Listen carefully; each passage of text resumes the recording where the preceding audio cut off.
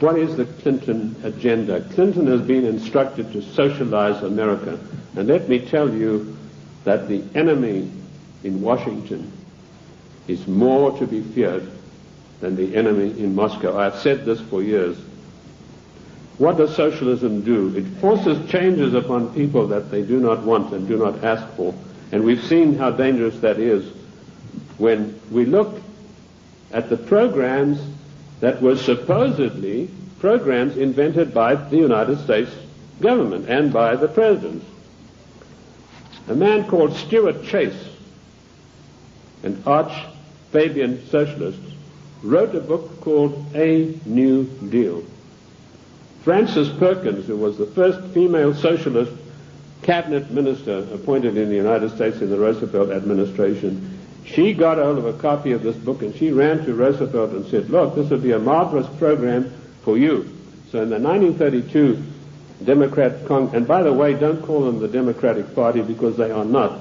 We are a confederated republic. We are a constitutional republic.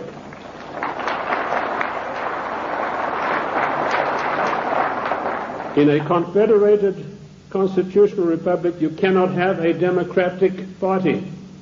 You can have a Democrat Party, and that's what we should start calling them.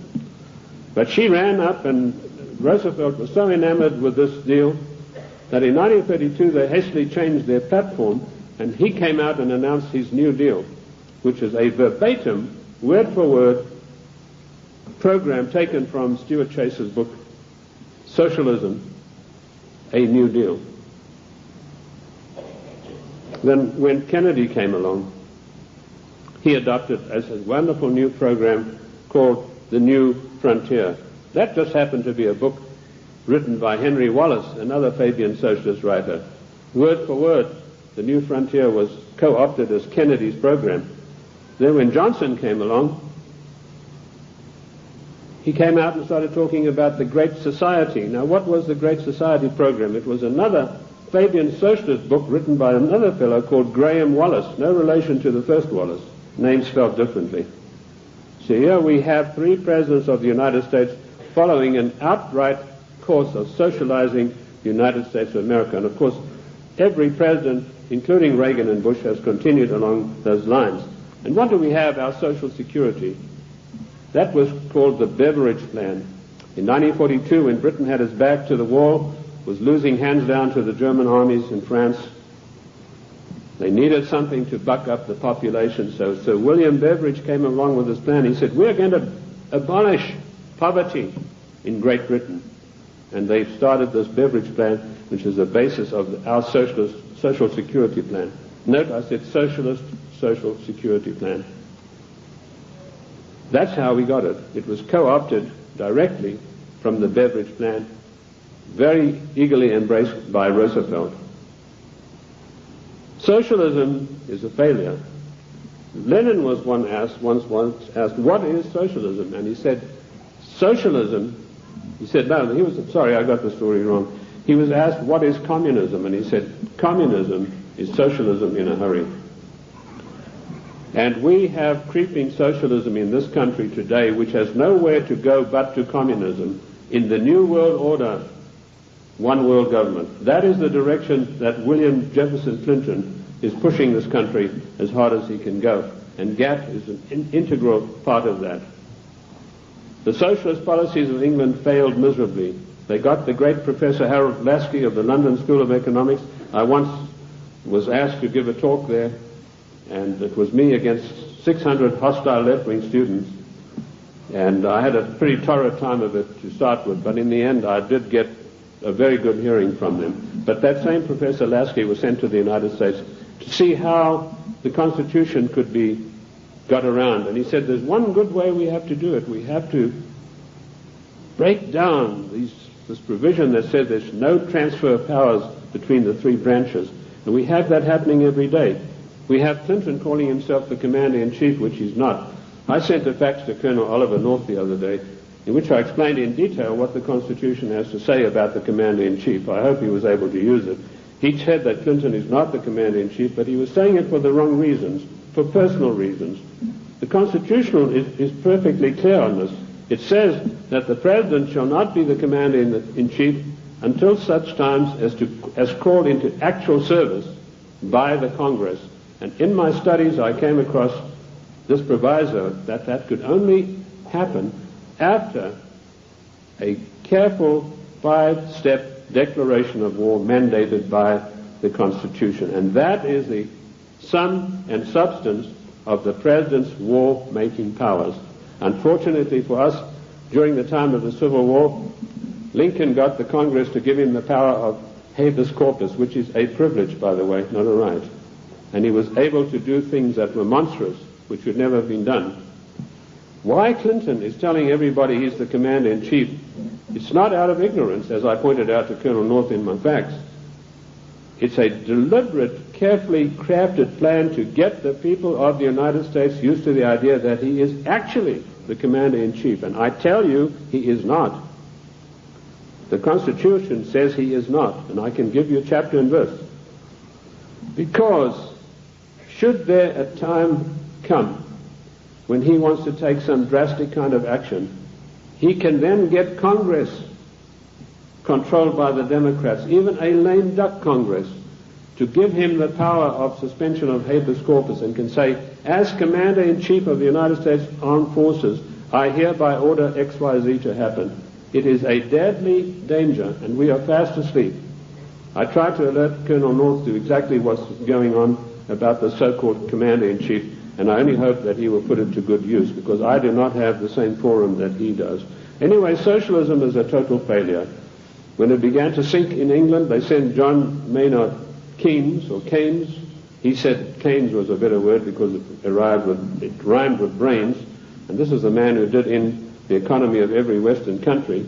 And he came to the United States, and by his charm and good looks, he was a tall, well-spoken English gentleman, immaculately suited, connoisseur of wines and cheeses, and it was said of him that there was not a single lady who could resist his amorous advances.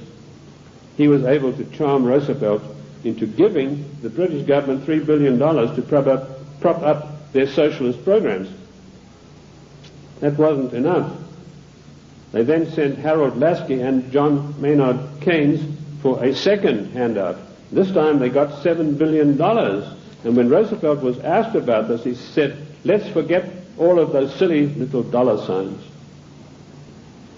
And the same thing is happening today in the field of foreign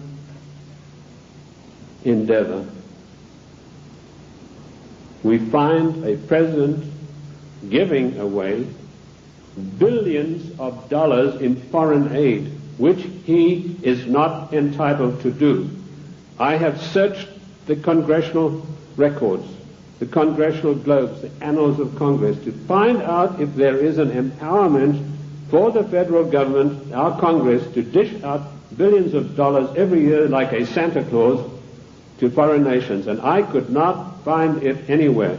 And where the Constitution is silent on a provision, it means it is a prohibition of that provision. What I did find was that when President Monroe was trying to get us involved in Latin America, he tried to get some money sent down there. And the Congress stood on its hind legs and said, this is a matter that's out of your purview. This is a matter for the Congress, and we deny you foreign aid because it's not constitutional.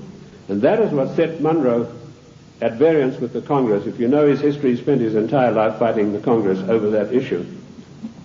Nothing has changed. The Constitution of the United States is immutable.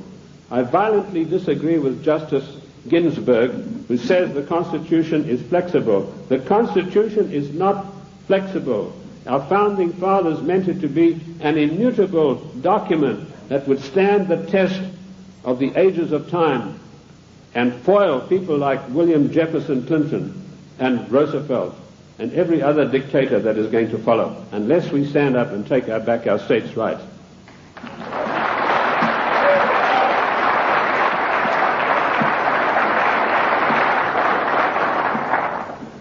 What is the political future of the United States? I told you that we are being forced into a one-world government, new world order, by the use of the word democracy and by the use of the word global trade and free trade. There is no such thing as free trade. The United States made itself great by its own manufacturing abilities. We had our people fully employed. We had our people who could buy all the products that we made. We did not need global trade. If people wanted the privilege of selling on our markets, they had to pay customs tariffs. And did you know that up to 1913, all the money that it took to run the United States came from customs tariffs? We had no income tax. And in 1913, we had a surplus of $5 billion after all our bills were paid. Now comes Socialist Wilson, and the first thing he does, he calls for a joint session of Congress, and he said, we've got to stop this isolationist. Ladies and gentlemen, this word isolation is a smear word. It's intended to deceive you. We do not need global trade. We need full employment. We need our people back in full-paying jobs. We need our industries revitalized.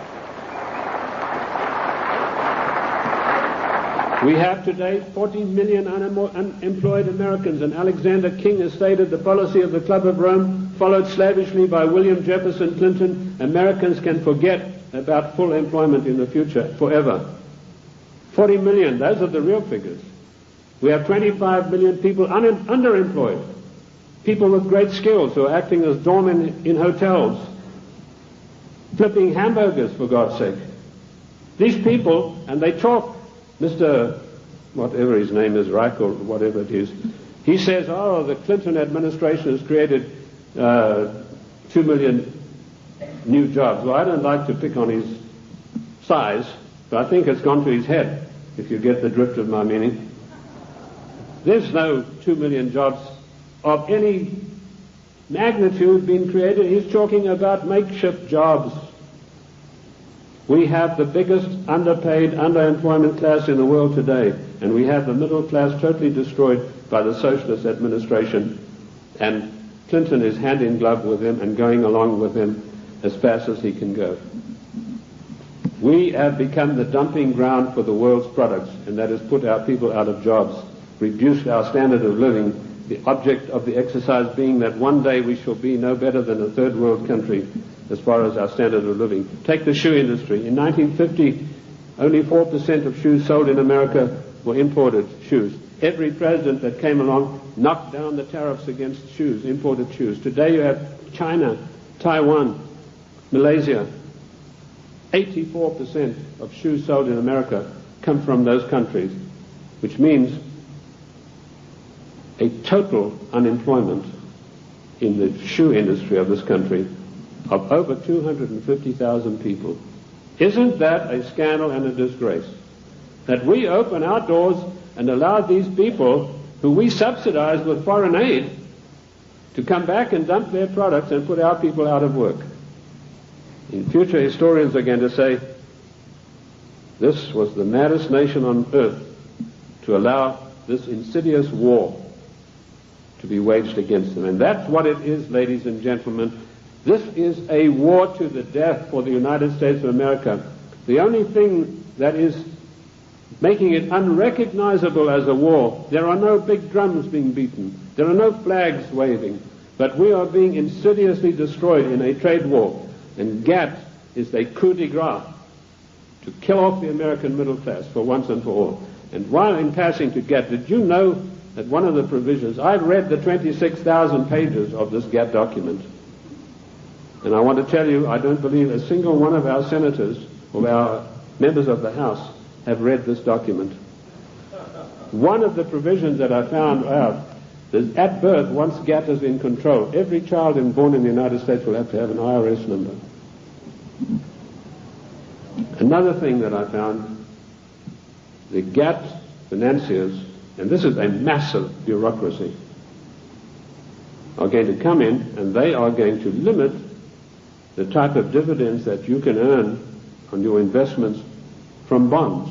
What happened? Immediately this news broke, the gnomes of the bond market took their money and they fled to Basel, Switzerland, and they put all their money in the Bank of International Settlements in gold, Swiss francs, and that's why you have the attack on the dollar going on today. This is a war to the death against the people of the United States